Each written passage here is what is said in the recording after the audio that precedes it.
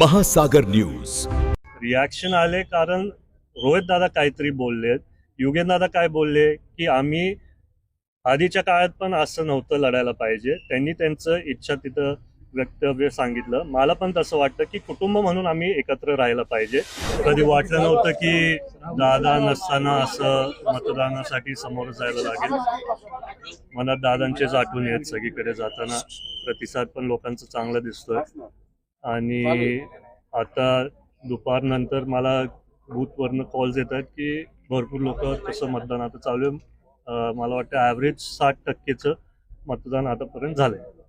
सकाळी दादा तुम्ही एक वक्तव्य केलेलं होतं की 2029ला तुम्ही लढावा असं कार्यकर्त्यांची इच्छा आहे. त्याच्यावरनं रोहित पवारांनी सुद्धा विधान केलेलं आहे. योगेंद्र पवार म्हणतात की आजचा दिवस त्या गोष्टीवर बोलण्यासारखा नाहीये. म्हणजे मतमतांतर पवार कुटुंबियात पाहायला मिळतात. तुम्ही अजूनही तुमच्या वक्तव्यावर ठाम आहात?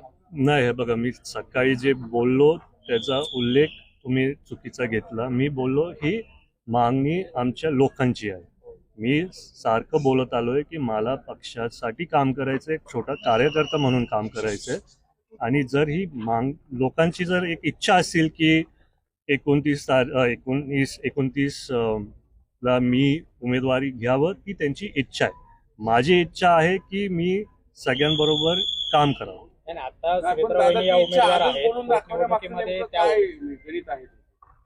कारण आज मतदान होतंय, भावनिक पातळीवर सगळं इलेक्शन सगळं गेलेलं आहे. नाही, आजच नाही, मी आधीपासून बोलत आलोय की मी छोटा कार्यकर्ता म्हणून काम करणार. नगर परिषदच्या वेळेस पण नगर अध्यक्षपदीसाठी पण माझं नाव आलेलं होतं. तेव्हा पण मी दादांना सांगितलं की मला एक छोटा कार्यकर्ता म्हणून काम करायचं. रोहित पवार असं काही आहे का उद्या विलीनीकरण झालं तर मग आधीच आपलं एक जागा बुक करून ठेवावी? कारण बरेच दावेदार आहेत, तुमच्या पिढीतले 4 दावेदार आहेत आता बारामतीसाठी दादांच्या पाठी. मला वाटते की तो हक्क तुम्हाला नाही निर्णय घ्यायचा, तो आमचा हक्क आहे. मी तेच बोलतोय. तुम्ही बोलताय 4 द्या, ते तुम्ही बोलताय. मी काय बोलतो? नाही, ते दिसतात. रिॲक्शन आले कारण रोहित दादा काहीतरी बोललेत. युगेंद्र दादा काय बोलले की आम्ही आधीच्या काळात पण असं नव्हतं लढायला पाहिजे. त्यांनी त्यांचं इच्छा तिथं वक्तव्य सांगितलं. मला पण तसं वाटतं की कुटुंब म्हणून आम्ही एकत्र राहायला पाहिजे. मी सारखं ते बोलत आलो, तुम्ही बघितलं पण असेल.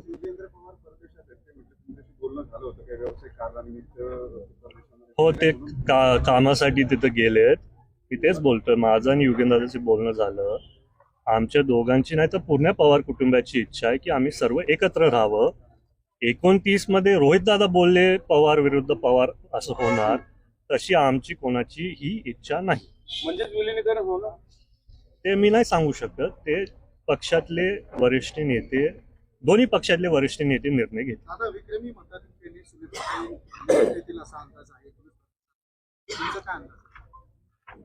सकाळी जेव्हा आम्ही बूथ टू बूथ गावागावी जात होतो तेव्हा प्रतिसाद चांगला होता, पण दुपारी थोडं कमी झालं. आणि मग नंतर 4 नंतर परत तो वाढत गेला. तर आता मला कळते 60% पर्यंत झाला असेल तर 2 लाख पर्यंत तरी पोचायला पाहिजे. नवीन विक्रम होणार.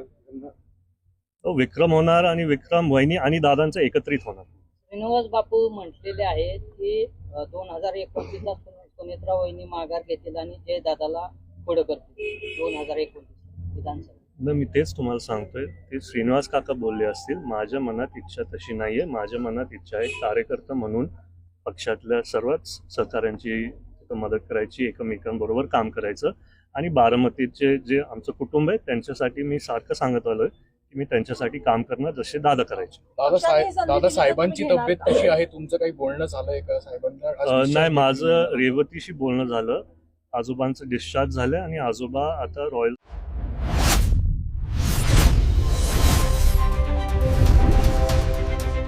महासागर न्यूज.